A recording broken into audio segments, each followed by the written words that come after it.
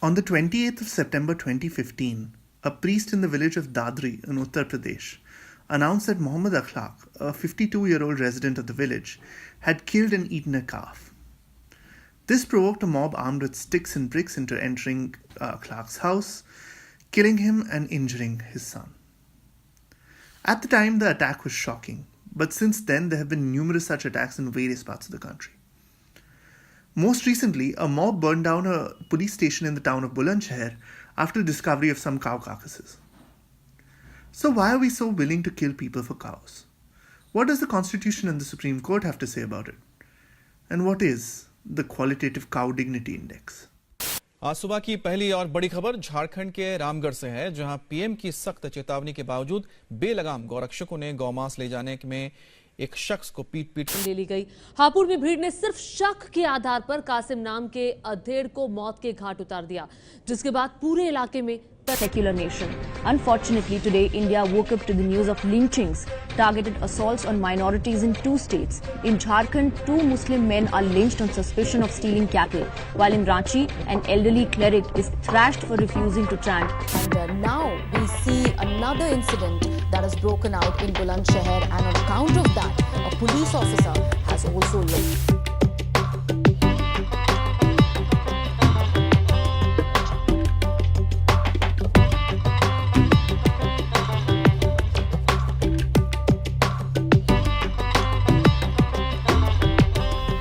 Welcome to Complete Justice, a podcast about the Indian Supreme Court. For our first episode, we're looking at cow slaughter and why it's been such a burning issue these days. To be clear, the debate over cow slaughter is extremely old and can arguably be traced back over hundreds if not thousands of years. It is, for instance, well documented that some of the Mughal rulers, in particular Akbar, had banned the slaughter of cows. But the recent issues over cow slaughter trace back their origins to the framing of the Constitution of India. Between 1946 and 1950, the leaders of India drafted the Constitution. At the time, India as we know it didn't really exist. Partition was ongoing and the princely states had just been integrated into the rest of India. At this juncture, it fell to the leading lights of the freedom struggle to define what India even was. But the leaders themselves weren't united and ended up in 2 broad camps. On one hand, there were the secularists who believed that India should be a country for people of all walks of life and that the government should never favor any religion over another. On the other hand, there were the leaders who believed that since Pakistan was going to be an Islamic country, India should become the home of the Hindus and become a Hindu Rashtra. Oddly enough, it was the issue of cow slaughter where this fault line was most pronounced. Those who wanted a Hindu Rashtra wanted India to have a fundamental right against cow slaughter, on par with freedom of speech or the right to equality. The secularists wanted no mention of cow slaughter at all in the constitution, as they did not want to introduce any provision for the benefit of any singular religious group. Neither side was willing to completely give up their claim. So instead they came to an ingenious compromise, which led to the creation of Article 48 of the Constitution, which says, "The state shall endeavour to organise agriculture and animal husbandry on modern and scientific lines, and shall, in particular, take steps for preserving and improving the breeds, and prohibit the slaughter of cows and calves and other milch and draft cattle." Article 48 is a directive principle of state policy, which is not a binding law, but provides guidelines for the state and central government as to which laws they could actually pass. Now I want to break down just how ingenious this compromise was. For the secularists, the provision banning cow slaughter was not binding and avoided any mention of Hinduism. This allowed the constitution to remain a purely secular document. For those who wanted a Hindu Rashtra, the article clearly permits state government to ban cow slaughter. And they did. Within a few years of the constitution taking effect, several states including Gujarat, Maharashtra, Uttar Pradesh and Bihar all banned cow slaughter in one form or the other. Article 48 talks about cows, calves and milch and draft cattle. Tanvi, what do you think that means? I think it means all animals that are either milk producing or in any other form are involved in agriculture. But again, they say cattle, right? So can dogs really be called cattle? No, that's a fair point. Cattle Cattle is, I guess, bovine, maybe? Again, that's not helpful legally either, because what is bovine? Cows, bulls, and buffaloes. Yeah, but again, if we're talking about milk producing, you're forgetting camels. That's true. Camels do produce milk that humans drink. I guess, is it helpful to have a scientific definition of cattle in this context? I mean, that's certainly one approach. But does it really cover everything? So if, for instance, you had to pass a anti-cow slaughter bill or something that falls under Article 48, what would you define? So that is where things get, I think, a little complicated, because cow protection or anti-cow slaughter isn't actually meant to protect, or the way that we interpret it these days, isn't actually meant to protect every type of agricultural animal, but very specifically the cow, and not only because of its usefulness, but more because of its unique placement in the Indian context. So we found the religious connotation. I guess it was only a matter of time. And that's where we are now. Some states ban cow slaughter, but allow the slaughter of bulls and buffaloes. Some prevent the slaughter of cows, bulls, and buffaloes equally. And some states have no ban in place at all. But the most confusing is the 2017 Cow Protection Bill, which was introduced in the Rajya Sabha. This bill defines cows as only including the Indian species of cows, or Bos indicus. Presumably, this means that other species of cows may be slaughtered. Even more strange is the requirement in the bill that the government must create a qualitative cow dignity index to ensure that the cows live a, presumably dignified life. Before you ask, I don't know what a qualitative cow dignity index is or even what it's supposed to be measuring. Luckily, we won't ever have to find out because the bill never passed into a law. But banning cow slaughter has some costs associated with it. And this is where the Supreme Court and its duty to do complete justice comes in. When Bihar passed its law banning cow slaughter, various people, primarily Muslim butchers, challenged the law in the Supreme Court in a case that came to be known as Hanif Qureshi versus the state of Bihar. They claimed that the law destroyed their businesses and that Islam requires the slaughter of cows during Eid. But the court rejected both these arguments fairly quickly on the grounds that there was no law banning the slaughter of other animals and that Islam allowed people to sacrifice goats instead of cows. Instead, the court focused on the language of Article 48. It pointed out that Article 48 is purely about animal husbandry, and therefore any ban on cow slaughter must be limited to agriculturally useful cows. After going through the relevant scientific data, the court ruled that it was unlawful for the state to ban the slaughter of cows above 15 years of age, as these cows would otherwise be a burden to the farmers that own them. Interestingly, Thakur Das Bhargava, the man who drafted Article 48 in the first place, was actually present in the court when the case was argued. He made it clear to the court that the intent of the framers was to allow states to ban all forms of cow slaughter regardless of their age. But his argument was also rejected by the court. So finally, let's look at this judgment in the context of the debates surrounding the Constitution. By allowing the slaughter of cows over 15 years of age, the court had in effect allowed the vast majority of cow slaughter. After all, farmers are not interested in slaughtering cows which still produce milk. In effect, the court had furthered the position of the secularists and had rationalized cow slaughter from their perspective. But the story doesn't end there. In 2005, almost 50 years after the Hanif Qureshi case, the court decided to hear another case about cow slaughter. The state of Gujarat had extended their law on cow slaughter and banned cow slaughter even after the 15-year age limit. This new law was once again challenged by a group of Muslim butchers, this time going by the name Mirzapur Moti. This time, though, the court reached an entirely different conclusion. It ruled that with the passage of time and scientific advancement, no cow can ever be said to truly be useless. After all, cows will always produce manure. In one astonishing passage, the court even rubber stamps a contention of the state of Gujarat that gobar is worth more than the Kohinoor diamond. So the court ruled that cow protection laws no longer need to be limited to the productive life of a cow. But we really shouldn't limit ourselves to just what was held in the case. The interpretation of Article 48 now favors the religious conservatives, as every state in India can completely ban cow slaughter if they so choose. Of course, it can just as easily be argued that this judgment has just restored what the framers of the Constitution originally intended. It's really dependent on your perspective. At the same time, the real impact has been borne by the marginalized, and in particular, people from the lower castes and Muslims. This happens in two ways. The first is that these people have traditionally eaten beef, and this has had a deep impact on their social standing. The other is that they are often subject to mob violence and lynching on rumors that they have killed cows or eaten beef. To learn more about the practice of eating beef and the way it shapes caste, I talked to Ananya Gaur. Ananya is a documentary filmmaker and was part of a 5-member team which shot the award-winning film Caste on the Menu Card. Here's what she had to say.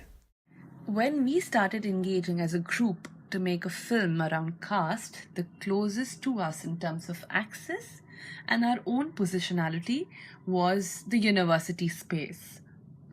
This was also the time when across universities in India, the topic of food and inclusivity was being discussed, and the issue of beef.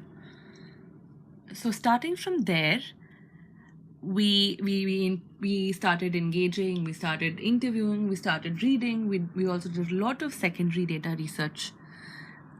There is a sense of hypocrisy in every aspect of how caste manifests itself. You ask your own family members, oh, do you think caste is still alive? And everyone says no. We don't think, we're in cities, we're in a modern economy. No. But there's a certain superiority with which some view the cow as godly. Yet people do not question bags and footwear made of leather. We use it all the time. We use tabla to show how it's made of leather in the film. So how everywhere we are surrounded by products that are also made of cows, but when it comes to eating, cow suddenly becomes God. In the film, we also spoke to people who are engaged with the food production, the various hotels in Bombay, for whom beef was a best-selling item. It still is. Yet it's not mentioned on menus for fear of offending people. It was this hypocrisy of caste being present everywhere, yet for many it is invisible, that we wanted to engage with. This is seen in the stand taken on dealing with the political economy of the leather and meat industries. The film follows the ruptured background of university caste politics over the demand of inclusion of beef in institutions.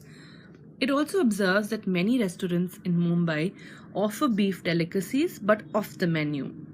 And thus the film title reads Caste on the Menu Card. We also interviewed professors from universities of Mumbai and Pune and other experts and analyzing the subject who have deliberated on this topic strongly through arguments emerging from scrutiny of religious texts as well as commercial practitioners of eating and using beef in particular. So how did the movie come to be banned then? Now the entire issue of our film and the banning, so to say, Caste on the Menu Card was set to be screened during the 12th Jivika Asia Livelihood Documentary Film Festival, scheduled to be held between October 30th and November 1st, 2015 at the City Fort Auditorium in New Delhi. As I told you, we are a 5-member team. People were in different parts of Delhi. Some flew specially for the film festival. A day before the film festival, one of the organizers called us and said that the film cannot be screened because the Joint Secretary of the Films Division, Ministry of Information and Broadcasting, denied the permission when they found the mention of the word beef in synopsis of the film. It is quite ironic that a film about food could perturb the government to an extent that they wouldn't allow screening to take place. Despite winning the Best Student Documentary Award of that year and the coveted Freedom Award of that year, the film could not be screened in that particular film festival. This was one of the ways of the government to control what people should see, what people should talk, what people should discuss. You also talk about the concept of purity and things like what being a pure vegetarian means. Tell me more about that. This other concept of pure and impure, pure vegetarian as being pure, like there's also something called impure vegetarian. No. So we start looking at one group as being superior to the other, and this othering creates a lot of other problems, not only in terms of eating, but in terms of who's making the food, where is it being procured from.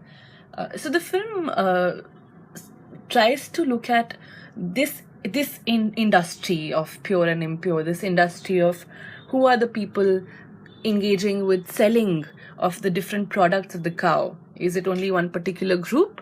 What are these groups saying about the cow?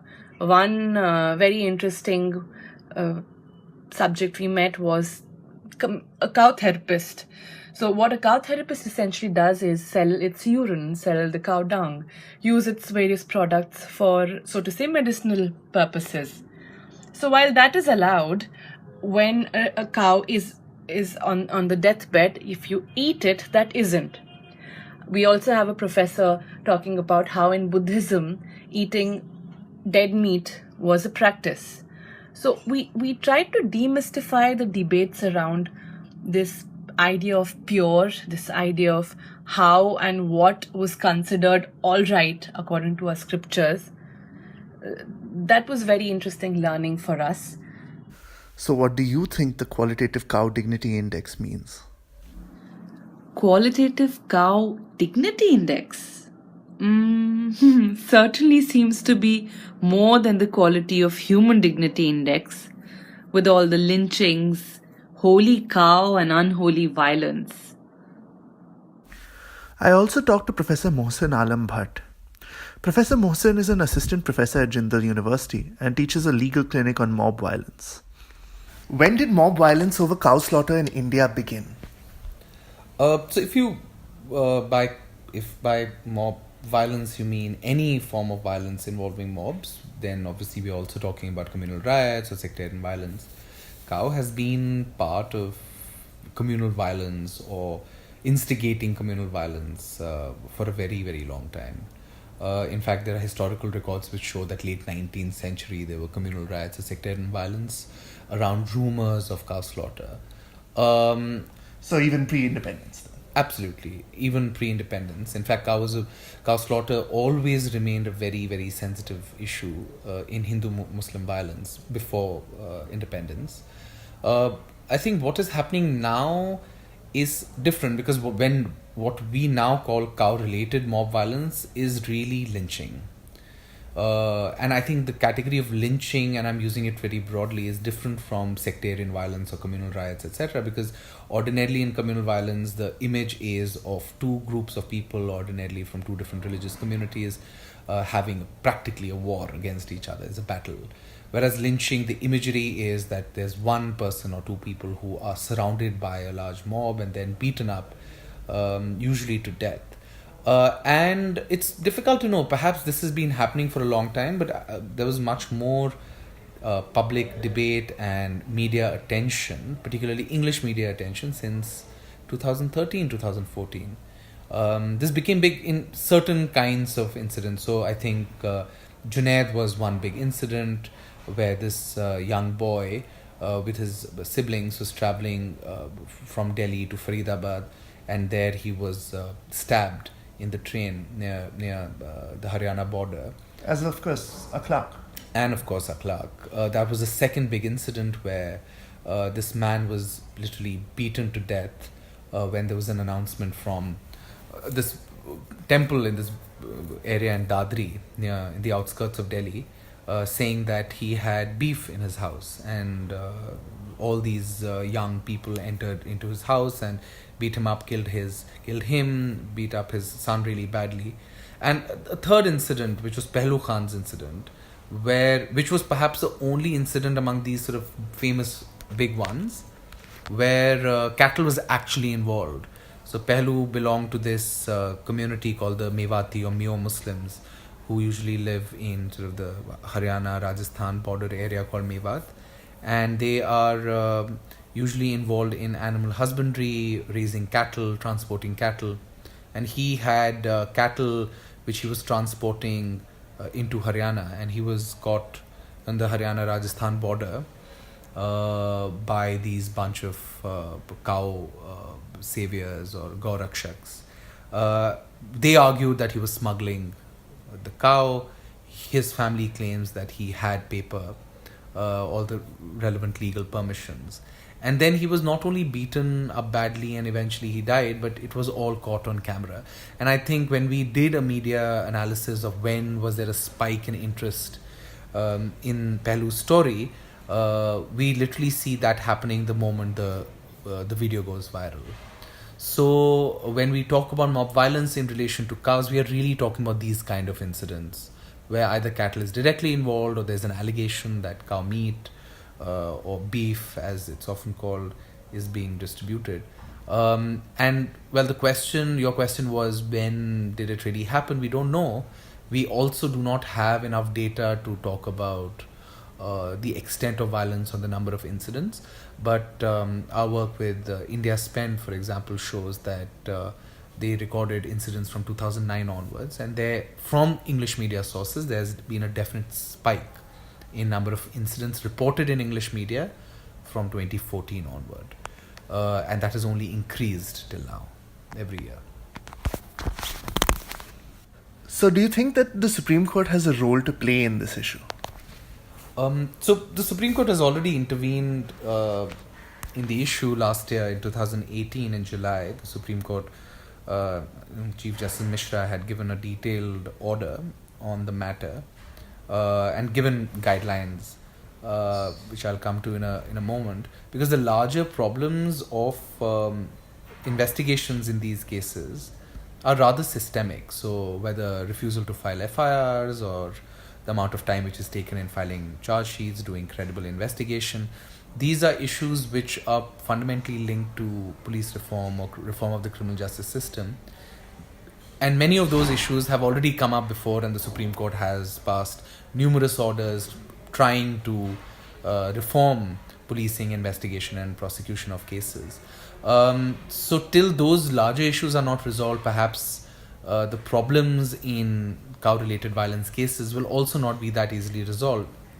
But I still think the Supreme Court order was useful. It was received quite well among the lawyers, advocates and activists on the ground, because it had three different kinds of guidelines which it provided. It laid down remedial guidelines, which were really about, or preventive guidelines to start with, which were about asking the police to set up sort of nodal officers and doing investigations, collection of intelligence. Then there were remedial ones which really talked about handling crimes, so filing FIRs, having fast track of cases. And there were also certain guidelines laid down for officers who, say for example, were negligent and had not done their official responsibilities, and they could be prosecuted under the guidelines. So there were numerous set of guidelines which were laid down, which were well received, but we are still not really sure to what extent they have been implemented. Very soon the enthusiasm about the order sort of filtered away. All the states have not filed their compliance reports. So despite what the court had said in 2018 July, till now there's not enough either evidence of actual implementation on the ground, nor has the Supreme Court unfortunately followed it up. Definitely I think Supreme Court has a role, because the Supreme Court has already laid down these guidelines. So the next step would be for the court to make sure that the states are implementing it, and also to give some opportunity to the victims and their families to proceed to either the respective state high courts or to go to the Supreme Court directly for the implementation of guidelines which apply to them. But that will only happen if Supreme Court pays attention to the implementation of its own judgments and orders. Okay, so I have to ask, what is the Qualitative Cow Dignity Index? I have no idea. And that's where we stand eventually. There's no doubt that the issues surrounding cow slaughter are age-old. Many have tried to solve it, but the likes of Ambedkar, Nehru, Patel and Azad made no headway. It really shouldn't be surprising that the Supreme Court couldn't either. That being said, the actions of the Supreme Court and its 2005 judgment in particular are somewhat difficult to explain. Of the 7 judges who tried the case, there wasn't a single Muslim judge. And the reasons given by the bench were tenuous at best. It's difficult not to see this case as an ideological shift in the court itself. As Mohsin pointed out, the court did try to address the problems of lynching in Tehseen Poonawalla case, but the follow-up from that hasn't been the most effective. The unfortunate bottom line is that the burden has fallen on the most vulnerable groups in India. So has the court done complete justice? To me, the answer comes from Gandhi's talisman, lovingly inscribed in the start of all of our school textbooks. Whenever you're in doubt, or when the self becomes too much with you, apply the following test. Recall the face of the poorest and the weakest man who you may have seen, and ask yourself if the step you contemplate is going to be of any use to him. Will he gain anything by it? Will it restore him to a control over his own life and destiny? In other words, will it lead to Swaraj for the hungry and spiritually starving millions? Then you will find your doubt and yourself melt away. This podcast was created thanks to the funding provided by the O.P. Jindal Global University. I'd also like to thank Ananya and Mohsin for sparing the time to talk to me. Additional thanks to Dhruv Vishwanath for his technical help and our theme song and other music which we use with his permission. Special thanks to Tanvi Nandan, without whom this project would not exist. I've been Apoor Sharma. Thanks for listening.